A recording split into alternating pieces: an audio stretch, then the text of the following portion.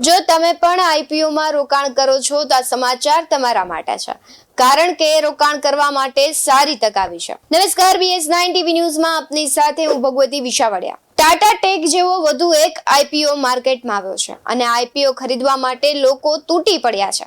પહેલા જ દિવસે 2 ગણાથી વધુ આઈપીઓ ભરાયો છે। બજાજ હાઉસિંગ ફાઇનાન્સ નો આઈપીઓ એટલે કે 9 સપ્ટેમ્બર 2024 થી સબસ્ક્રિપ્શન માટે ખુલ્યો છે ને જે 11 સપ્ટેમ્બર એટલે કે આજ સુધી રોકાણ માટે ખુલ્લો રહેશે।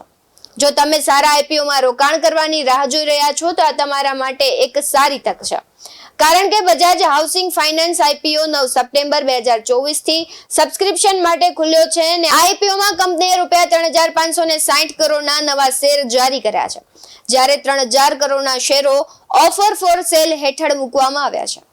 આઈપીઓ ખુલતાની સાથે જ સવારે 11 વાગ્યા સુધીમાં 24% સબસ્ક્રાઇબ થઈ ગયો છે। કંપનીના શેર બીએસઈ અને નેશનલ સ્ટોક એક્સચેન્જ બંને પર લિસ્ટેડ છે। આઈપીઓ 6 સપ્ટેમ્બરે એન્કર રોકાણકારો માટે ખોલવામાં આવ્યા હતા, ત્યારે કંપનીએ અગ્રણી રોકાણકારો પાસેથી ₹1758 કરોડ એકત્ર કર્યા। સિંગાપોર સરકાર, આઈસીસીઆઈ પ્રુડેન્શિયલ બેંક અને ફાઇનાન્શિયલ સર્વિસ ફંડ અને ન્યૂ વર્લ્ડ ઇન્ક જેવા મોટા રોકાણકારો આ એન્કર રાઉન્ડનો ભાગ બન્યા છે।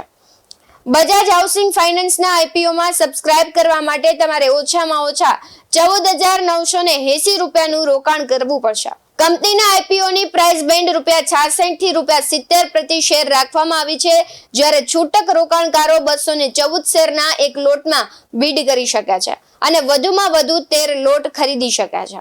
આવી સ્થિતિમાં લઘુત્તમ રોકાણકારો ₹14,980 અને મહત્તમ રોકાણ ₹1,94,740 રહેશે।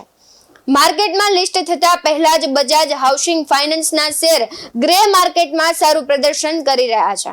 બજાજ હાઉસિંગ ફાઇનાન્સ શેરનું ગ્રે માર્કેટ પ્રીમિયમ ₹50 છે। આનો અર્થ એ કે શેર ₹70 ના પ્રીમિયમ સાથે 120 પર લિસ્ટ થઈ શકે છે। આવા જ વધુ અહેવાલો સાથે ફરી મળતા રહીશું। તમે અમારી YouTube ચેનલને સબસ્ક્રાઇબ કરવાનું, અમને Facebook અને Instagram પર ફોલો કરવાનું ભૂલશો નહીં। બાકી અવનવી અપડેટ્સ મેળવવા માટે આપ જોતા રહો BS9 TV ન્યૂઝ। અહીં આપેલ માહિતી માત્ર જાણકારીના હેતુથી આપવામાં આવી છે। બજારમાં રોકાણ કરતા પહેલા તમારે નિષ્ણાતની સલાહ લેવી જરૂરી છે। BS9 TV ન્યૂઝ ક્યારેય કોઈને રોકાણ સંબંધિત સલાહ નથી આપતું। નમસ્કાર।